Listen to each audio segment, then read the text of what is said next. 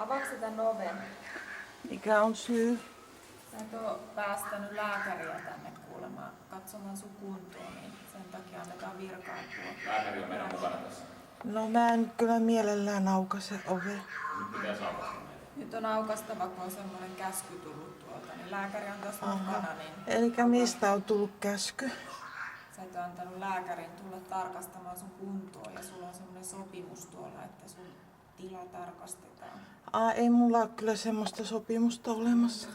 Koska Laakson sairaalassa on tää hoito vapaaehtoista, että siihen perustuen en ole käynyt Tässä on siellä. lääkäri, jos sä avaat tän oven, niin voit keskustella hänen kanssa suoraan tästä. No voiko se lääkäri tulla tähän ovelle? No, mä en voi laittaa, avaatko tän oven, niin sitten voidaan keskustella paremmin.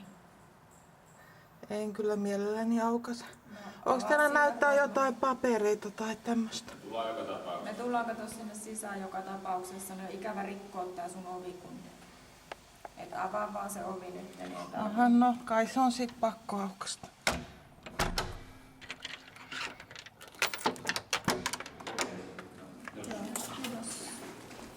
Hei, Moi. saadaanko me tulla sisälle? No kai te sitten tuutte joka tapauksessa. Istumaan sinne, niin jutellaan vähän jo. Joo, mä tässä kuvaan vähän todistusaineistoa. Niin, käy vaan istumaan, niin jutellaan. Mulla on tossa vähän hommia. Joo, no jos vähän aikaa saadaan häiritä. Joo, no ei mulla nyt tässä oikein istumapaikkaa antaa teille. Minä voin seisokkeissa. Niin Joo. sellainen oli asia, että sinä olet Laakson sairaalan psykiatrian poliklinikan asiakas, eikö vaan? En ole. Mutta sieltä niin hoitava lääkäri oli huolissaan sinusta, kun eivät ole saaneet sinua viikkoon No kiinni. joo, ihan turhaan, koska se hoitohan on vapaaehtoista.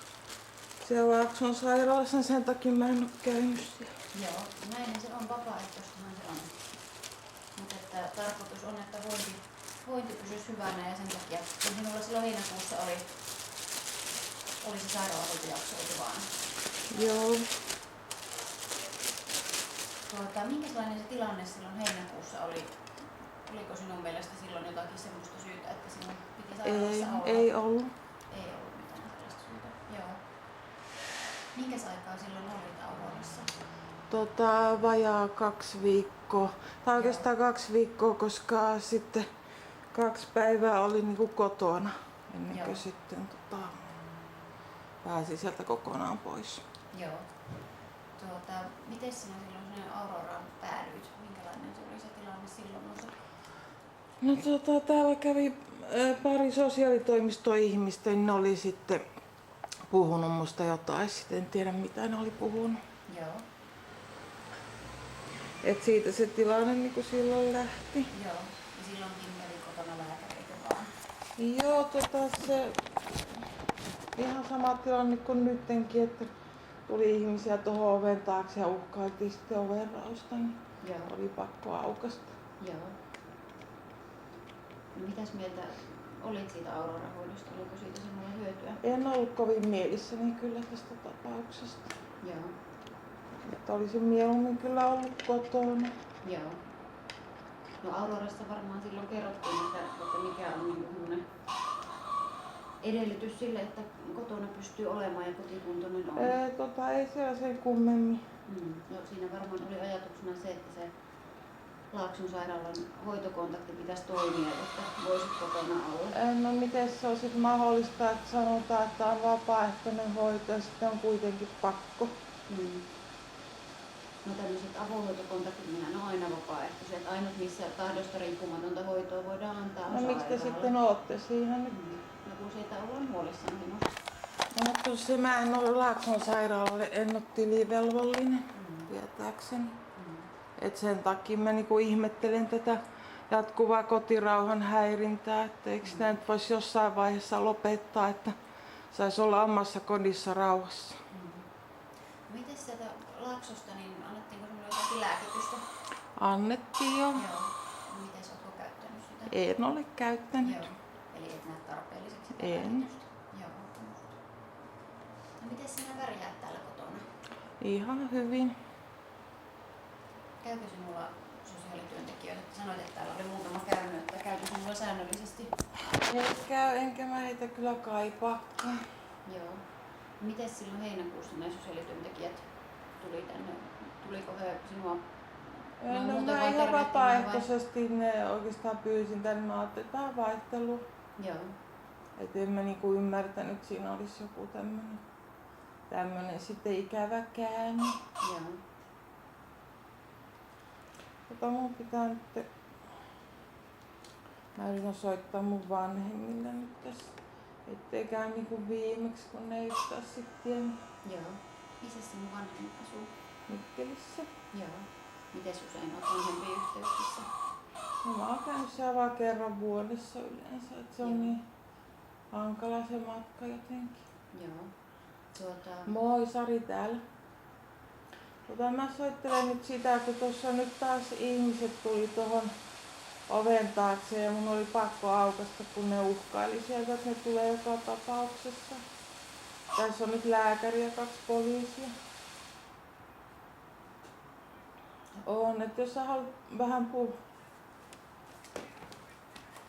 No, tässä on mun äiti haluaa puhua kenen kanssa.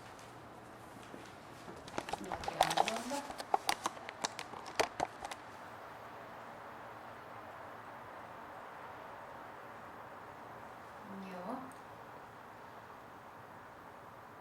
Joo.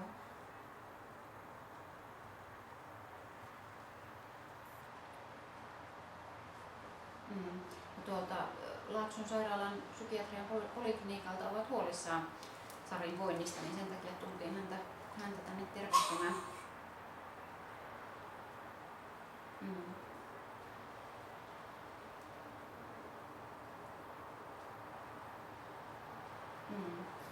No, minun täytyy tässä jututtaa Saria ja katsotaan, mikä tilanne on.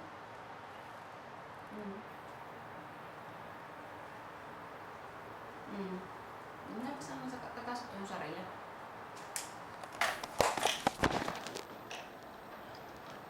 No niin. No tietääkseni on ihan normaali tilassa. Kyllähän sä tiedät, mehän ollaan juteltu niin usein. Tiedätkö se mitä sen kummempaa?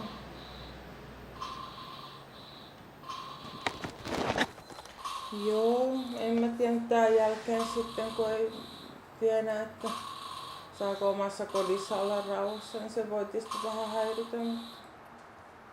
Muuten luulisin kyllä, että ei tässä mitään. Voitko soittaa äidille vähän myöhemmin? Mun äiti haluaisi tietää, että minkä takia te ette jätä mua rauhaan.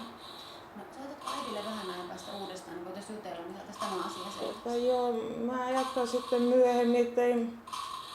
No ei se sanonut mitään, mutta mä soitan sitten myöhemmin uudestaan.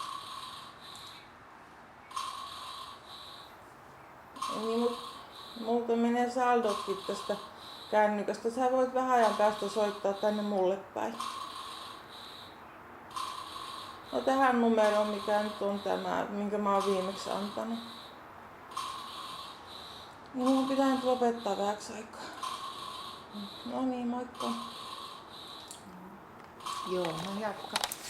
Niin, äidin kanssa oltiin säännöllisesti yhteyksissä. Joo, olen. Nämä on muutenkin huolissaan nyt tästä, kun tosiaan kun on ollut tätä tämmöistä, niin ne vähän pelkää, että jos yhtäkkiä taas katoaa johonkin. Onko sinulla aikaisemmin ollut sairaalahoitojaksoja? Ei. Ei. Onko sinulla mitään hoitokontakteja missään ollut? Ei. Ei ole ollut. Eli tämä on ihan ensimmäinen laatuaan. Joo, kyllä.